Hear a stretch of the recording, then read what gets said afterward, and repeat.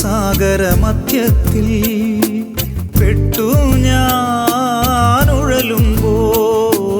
ദുഃഖത്തിൻ സാഗരമധ്യത്തിൽ പെട്ടു ഞാനുഴലുമ്പോൾ,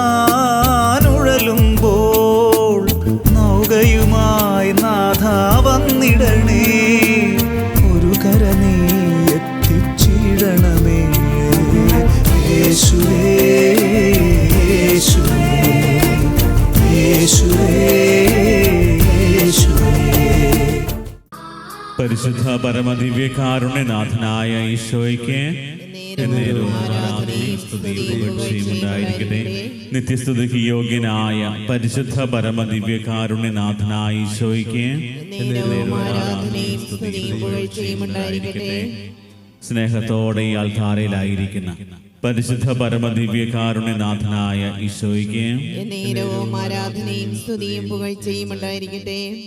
സ്നേഹനാഥനായ ഈശോയെ, ഈ കൃപയുടെ സമയം, 3 മണി സമയം, മനുഷ്യവംശത്തിനു വേണ്ടി കാൽവരിയുടെ പെരുമാറിൽ മരണം വരിച്ച് മനുഷ്യവംശത്തിന് രക്ഷ നേടിത്തന്ന സമയം, സ്വർഗത്തിൽ നിന്ന് കൃപ മനുഷ്യവംശത്തിന് മുഴുവനായി നൽകപ്പെട്ട സമയം,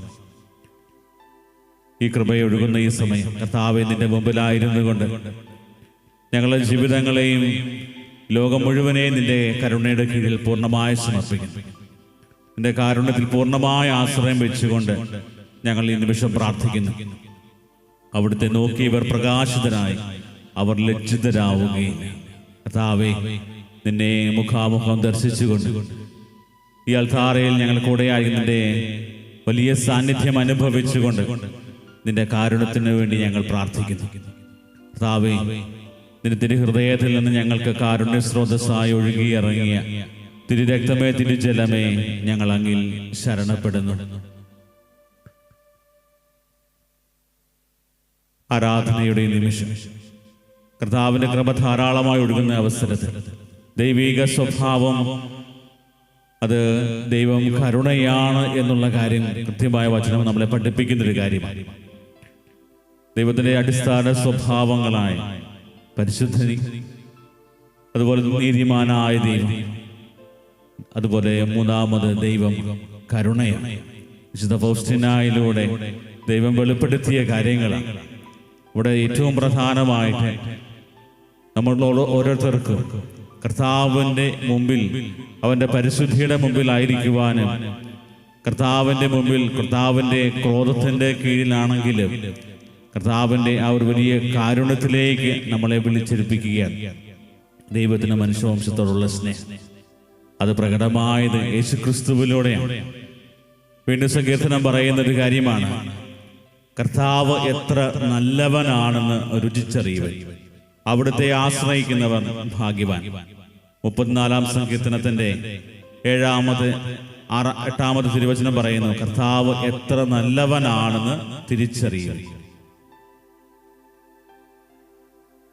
നമ്മുടെയൊക്കെ ജീവിതത്തിൽ ദൈവം കരുണ കാണിച്ചതിൻ്റെ അളവ് നമ്മൾ തിരിച്ചറിയാൻ തുടങ്ങുമ്പോൾ നമ്മൾ മനസ്സിലാക്കുന്നൊരു കാര്യം, കർത്താവ് എത്ര നല്ലവനാണ്, കർത്താവ് എത്ര നല്ലവനാണ്, എന്തുമാത്രം എന്നോട് കാരുണ്യം കാണിക്കുന്നു, എന്തുമാത്രം അവൻ എന്നെ സ്നേഹിക്കുന്നു എന്നുള്ളത് നമ്മൾ തിരിച്ചറിയുമ്പോൾ ഈ ലോക ജീവിതത്തിൽ കർത്താവേ, നിന്റെ കാരുണ്യത്തിന് നന്ദി പറയും.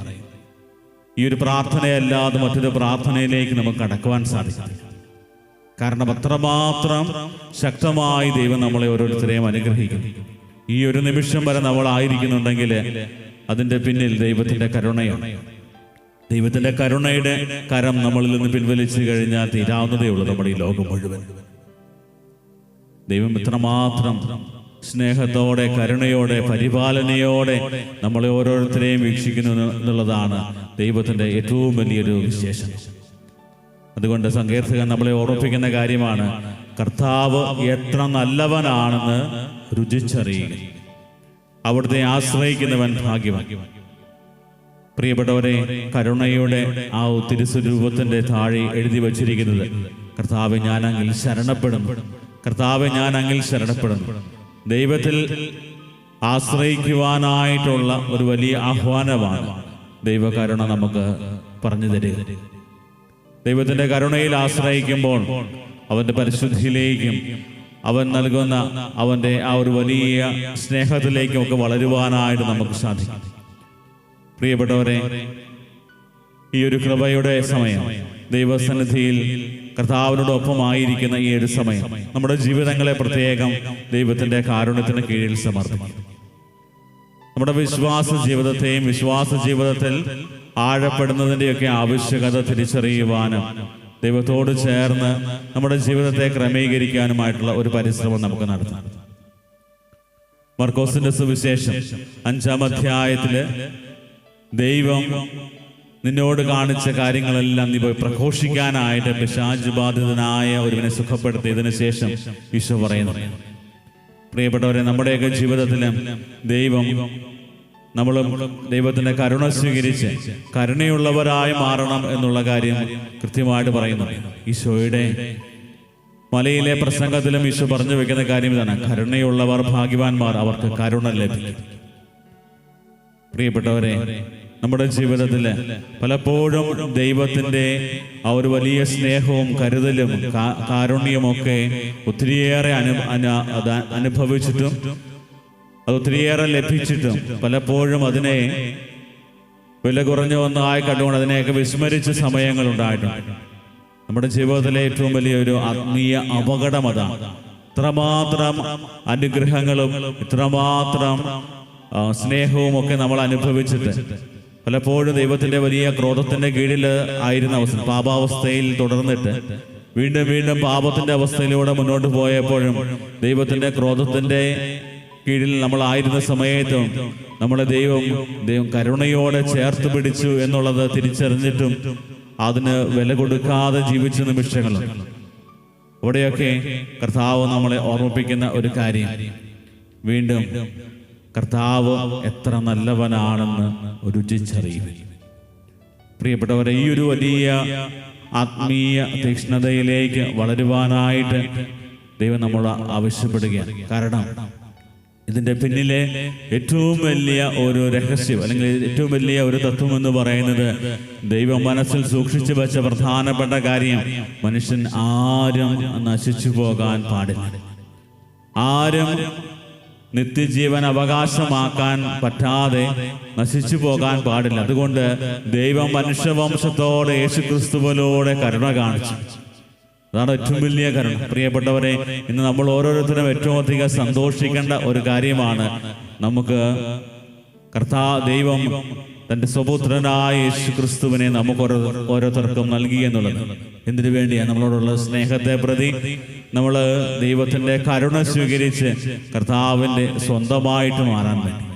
പ്രിയപ്പെട്ടവരെ, ഇന്ന് നമുക്ക് പ്രാർത്ഥിക്കാവുന്ന കാര്യം, കർത്താവേ, ഈ ഒരു വലിയ തിരിച്ചറിവ് ഞങ്ങളുടെ ജീവിതത്തിൽ നൽകണമേ. തിരിച്ചറിവ് നൽകിയതിനു ശേഷം അതുപോലെ തന്നെ ഈ തിരിച്ചറിവിൽ നിലനിൽക്കുവാനും ഞങ്ങളുടെ വിശ്വാസ ജീവിതത്തിലും ആഴപ്പെടുവാനുമായിട്ടുള്ള കൃപ തരണമേ എന്ന് പ്രത്യേകം പ്രാർത്ഥിക്കാം. കൊരിന്ത്യർക്കാർക്ക് എഴുതിയ ലേഖനത്തില് 14-ാമത്തെ അധ്യായത്തിന്റെ ആദ്യ വചനം പറയുന്ന കാര്യം, സ്നേഹമായിരിക്കട്ടെ നിങ്ങളുടെ ഏറ്റവും പരമമായ ലക്ഷ്യം. സ്നേഹമായിരിക്കട്ടെ നിങ്ങളുടെ ഏറ്റവും പരമമായ ലക്ഷ്യം. പ്രിയപ്പെട്ടവരെ, ദൈവത്തിന്റെ സ്നേഹം അത് കാരുണ്യമായി മനുഷ്യവംശം മുഴുവനായിട്ടും ഇറങ്ങിയത് യേശുക്രിസ്തുവിലൂടെയാണ്. ആ യേശുക്രിസ്തു നമുക്ക് ഓരോരുത്തർക്കും വെളിപ്പെടുത്തി തന്നത് ഇത്രമാത്രം നമ്മളെ സ്നേഹിക്കുന്ന, പരിപാലിക്കുന്ന ദൈവമാണ് നിങ്ങളുടെ ദൈവം. ഞാൻ വിശ്വസിക്കുന്നതും നിങ്ങൾ വിശ്വസിക്കുന്നതും സഭയിലൂടെ ഇന്നും വെളിപ്പെട്ടിരിക്കുന്ന ദൈവം ഇത്രമാത്രം നല്ലവനാണ് എന്ന് തിരിച്ചറിയുക. സഭയുടെ ചരിത്രം പരിശോധിച്ചു കഴിഞ്ഞാൽ കാണാവുന്ന കാര്യമാണ്. ഈ ഒരു വലിയ കാര്യം, ഈ ഒരു ദൈവം എത്രമാത്രം മനുഷ്യവംശത്തെ സ്നേഹിക്കുന്നുണ്ട്. മനുഷ്യവംശത്തോട് ദൈവം വിളിച്ചു പറയുന്ന കാര്യമാണ്, ഞാൻ എത്ര നല്ലവനാണ്. ദൈവം നല്ലവനാണ്, ദൈവം നന്മയുള്ളവനാണ് എന്നുള്ള കാര്യം ദൈവം അത് പറഞ്ഞ് പഠിപ്പിക്കുവാനായിട്ട് പരിശ്രമിക്കുന്നു. പക്ഷേ ഒത്തിരി പലപ്പോഴും ഈ ഒരു വലിയ സത്യം തിരിച്ചറിയുവാനും അതുപോലെ തന്നെ ആ സത്യത്തിൽ ജീവിക്കുവാനും സാധിക്കാതെ പോകുന്ന നിമിഷങ്ങളാണ്. പ്രിയപ്പെട്ടവരെ, ഇന്ന് ഈ അൾത്താരയുടെ മുമ്പിൽ ദിവ്യകാരുണ്യനാഥന്റെ മുമ്പിലായിരിക്കുമ്പോൾ വിശുദ്ധ കുർബാനയിലൂടെ ഈശോ നമ്മോട് പറയുന്ന കാര്യം, പ്രിയപ്പെട്ട മകനെ മകളെ, നിരുചിച്ചറിയുക, ഞാൻ നല്ലവനാണ്. നല്ലവനായതുകൊണ്ട് നിന്നോട് ക്ഷമിക്കുവാനും നിന്നോട് കരുണ കാണിക്കാനും എനിക്ക് സാധിക്കും. ഏതൊരറ്റം വരെ പോകാനും എനിക്ക് സാധിക്കും. കാരണം ദൈവത്തിന് സാധ്യമായി ഒന്നുമില്ല. പ്രിയപ്പെട്ടവരെ, ഒരു വലിയ ബോധ്യത്തോടെ ഈ തിരുമണിക്കൂറിൽ കർത്താവിന്റെ മുമ്പിലായിരിക്കും. നമ്മളെ അനുഗ്രഹിക്കുന്ന, ആശീർവദിക്കുന്ന, നമ്മുടെ ഓരോ നിമിഷവും പരിപാലിക്കുന്ന നല്ല ദൈവത്തിന്റെ മുമ്പിൽ നമ്മെ തന്നെ പൂർണ്ണമായി സമർപ്പിച്ച് കർത്താവിന്റെ കാരുണ്യം ലോകമെമ്പാടുമുള്ള സകലരിൽ നിറയുവാനായിട്ട് ആഗ്രഹിച്ച് പ്രാർത്ഥിക്കാം. ദൈവസന്നിധിയിൽ നമ്മുടെ എല്ലാ നിയോഗങ്ങളും പ്രാർത്ഥനകളും ഒരിക്കൽ കൂടി സമർപ്പിക്കാം. വചനം നമ്മളെ ഓർമ്മിപ്പിക്കുന്ന കാര്യം, കർത്താവിനെ അന്വേഷിക്കുന്നവർക്ക് ഒന്നിനും കുറവുണ്ടാവുകയില്ല. കർത്താവിനെ അന്വേഷിക്കുന്നവർക്ക് ഒന്നിനും കുറവുണ്ടായിരിക്കുകയില്ല. കർത്താവെ, ഞങ്ങളെല്ലാ പ്രാർത്ഥനകളും നിയോഗങ്ങളും നിന്റെ സന്നിധിയിൽ പൂർണ്ണമായി സമർപ്പിക്കുന്നു. നിന്റെ വചനത്തിൽ പൂർണ്ണമായി വിശ്വസിച്ചുകൊണ്ട് നിന്റെ സ്നേഹവും കരുണയും തിരിച്ചറിഞ്ഞ് കർത്താവെ, ഞങ്ങൾ ഇതിനെ പൂർണ്ണമായി നിനക്ക് വേണ്ടി സമർപ്പിക്കുന്നു.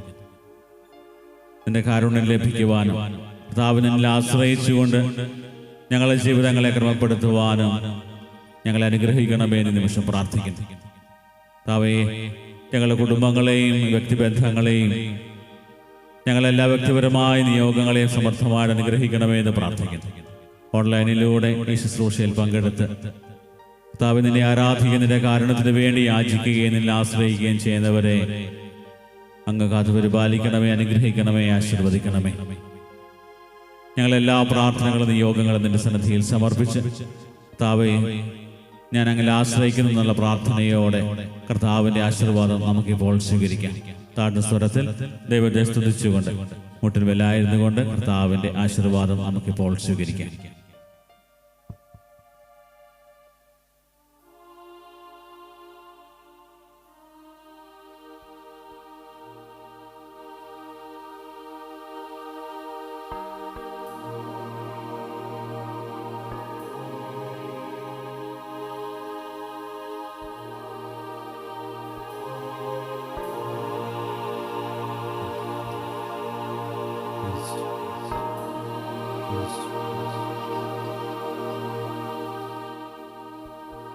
പരിശുദ്ധ പരമമാ ദിവ്യകാരുണ്യമേ, എന്നുമെന്നും അങ്ങേക്കാരാധന. പരിശുദ്ധ പരമമാ ദിവ്യകാരുണ്യമേ,